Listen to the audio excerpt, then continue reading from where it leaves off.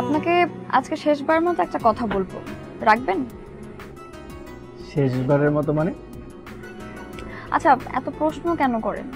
আপনাকে না বলেছি হ্যাঁ অথবা না বলবেন? ওকে ওকে, বলো।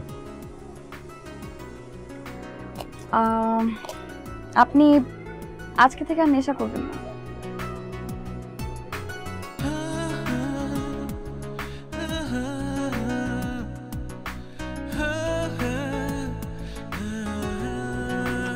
কি হলো?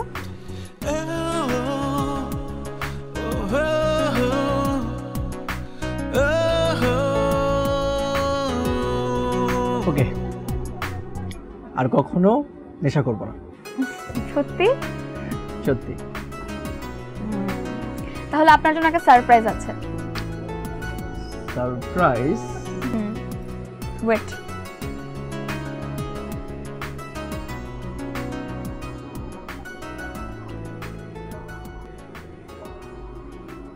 আপনি আসেন। কাকে আসতে বললে? আসলে দেখতে পারবেন।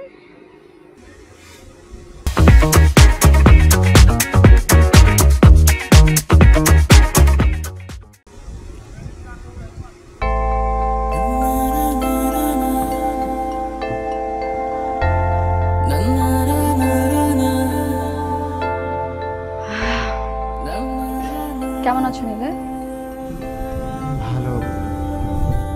জার্মান থেকে কবে এলে?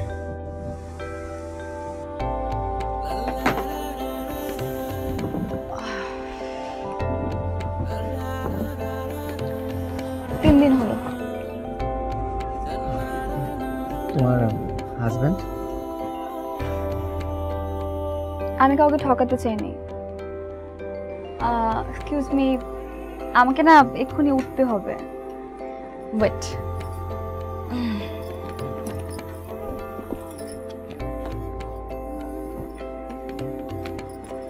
এই নিন, এটা আমার বিয়ে কার্ড।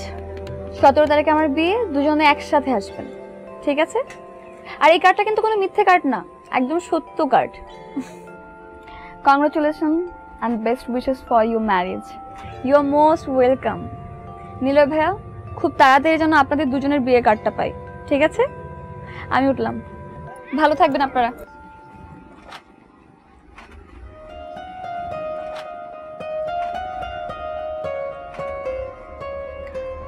তুমি কি ভেবেছিলে আমি তোমাকে এমনি এমনি ছেড়ে দিব?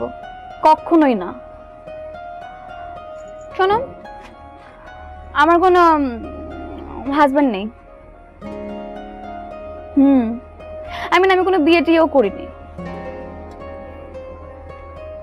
হ্যাঁ, আচ্ছা শোনো, আমি স্কলারশিপ পেয়েছি জেনেও কিন্তু তুমি আমাকে জার্মানিতে পড়তে যেতে দিতে চাওনি।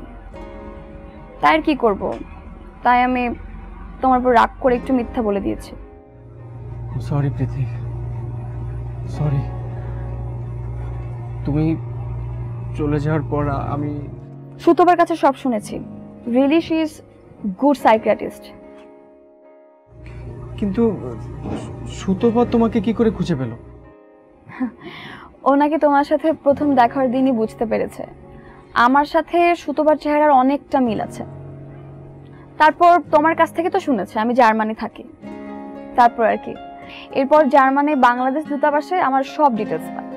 এরপর সুতোপা আমার সাথে যোগাযোগ করে সব বলেছে। তাই ওর অনুরোধে আমি 1 মাস ছুটি নিয়ে এসেছি।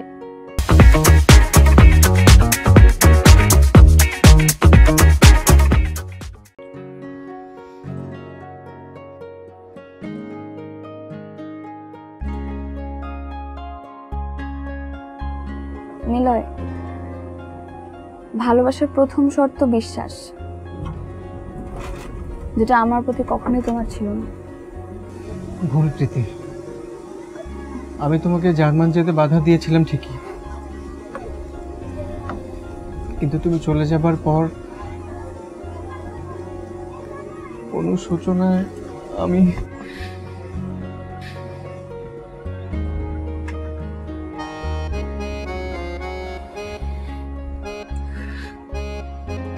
প্রীতি,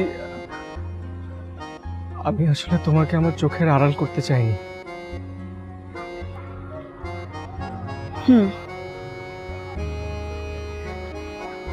6 মাসের মধ্যে আমার স্টাডি শেষ হয়ে যাবে, তারপর আমি বাংলাদেশ চলে আসব, তোমার কাছে চলে আসব, একদম তোমার কাছে।